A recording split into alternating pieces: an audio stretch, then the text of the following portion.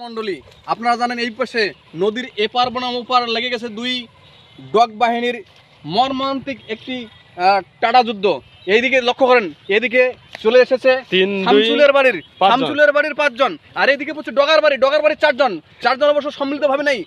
কোন যে কি দুর্ঘটনা ঘটবে বলা যাচ্ছে না, সম্মিলিতভাবে আক্রমণের চেষ্টা। অবশ্য শামসুলের বাড়ির 5 জন একত্রিত হয়ে ডগার বাড়ির লোকজন কিন্তু এগিয়ে আসতেছে। দেখা যাক, এর মধ্যে কিন্তু রেফারি হিসেবে একটা মহিষ আছে এখানে।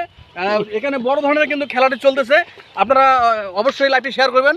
টান উত্তেজনা, রেফারি কিন্তু মহিষ আছে এখানে ভূমিকায়।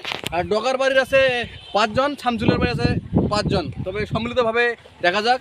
এখানে অবশ্যই এখানে বল মাঠে দেওয়ার চেষ্টা করতেছে আমাদের কাকা। দেখা যাক কি হয়। সেক্ষেত্রে অবশ্য ওয়েদারের সমস্যার কারণে কিন্তু আপাতত ম্যাচটি আমরা যেটা ভাবছিলাম যে হয়তো দুই দলের মধ্যে তুমুল লড়াই হবে, আসলে লড়াই না হয় দুইজনে কেমন করে মিলে গেল। এটা কি ভালোবাসা নাকি? এটাই ভাই প্রেম।